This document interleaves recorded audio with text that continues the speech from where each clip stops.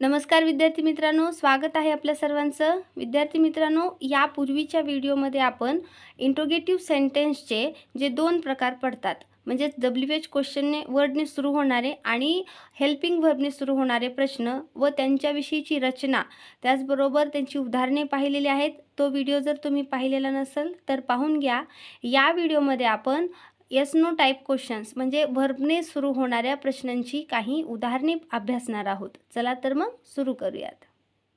तर पहा, 50 yes no type questions. Are you ready? तू तयार आहेस का? Are you ready? तू तयार आहेस का? Am I lucky? मी सुदैवी आहे का? Am I lucky? मी सुदैवी आहे का? Is he clever? तो हुशार आहे का? Is he clever? तो हुशार आहे का? Did you buy vegetable? तू भाजीपाला विकत घेतलास का? Did you buy vegetable? तू भाजीपाला विकत घेतलास का? Is he going there? तो तिकडे जात आहे का? Is he going there? तो तिकडे जात आहे का? Do you eat eggs? तू अंडी खातोस का? Do you eat eggs? तू अंडी खातोस का? Are you hungry? तू भुकेली आहेस का? Are you hungry? तू भुकेली आहेस का? Do you have a bicycle? तुझ्याजवळ सायकल आहे का? Do you have a bicycle? तुझ्याजवळ सायकल आहे का? Shall I clean this room for you? मी तुला ही खोली स्वच्छ करून देऊ का? Shall I clean this room for you? मी तुला ही खोली स्वच्छ करून देऊ का? Will you do this? तू हे करशील का? Will you do this? तू हे करशील का? Will he come here? तो इथे येईल का? Will he come here? तो इथे येईल का? Are you telling the truth? तू खरं सांगत आहेस का? Are you telling the truth? तू खरं सांगत आहेस का? Have you heard this? तू हे ऐकलंस का? Have you heard this? तू हे ऐकलंस का? Shall we sit here? आपण इथे बसायचं का? Shall we sit here? आपण इथे बसायचं का? Shall we stop now?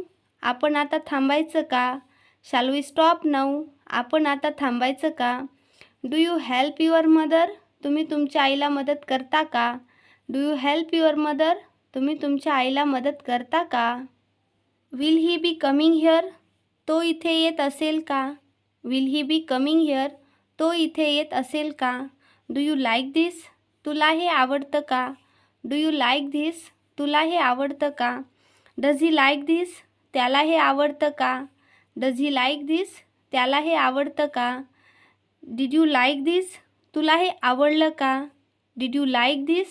तुला हे आवडलं का? Do you understand this? तुला हे समजतं का?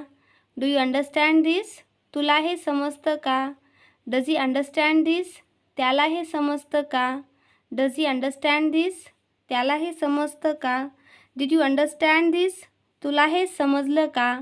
Did you understand this? तुला हे समजलं का? Do you think so?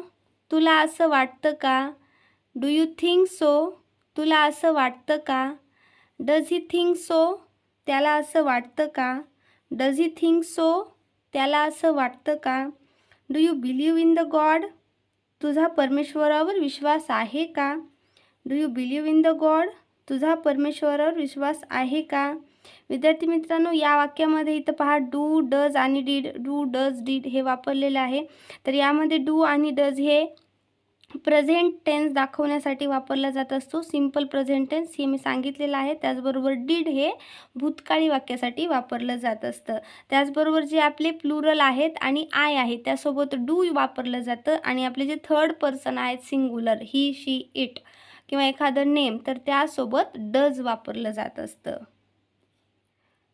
Should we help him? आपण त्याची मदत केली पाहिजे का? Should we help him? आपण त्याची मदत केली पाहिजे का? Is he crying? ती रडत आहे का? Is he crying? ती रडत आहे का? Did you hear any sound? तू काही आवाज ऐकलास का? Did you hear any sound? तू काही आवाज ऐकलास का? Is he playing there? तो तिकडे खेळत आहे का? Is he playing there? तो तिकडे खेळत आहे का? Did you see? तू पाहिलंस का? Did you see? तू पाहिलंस का? Can I help you? मी तुला मदत करू शकते का?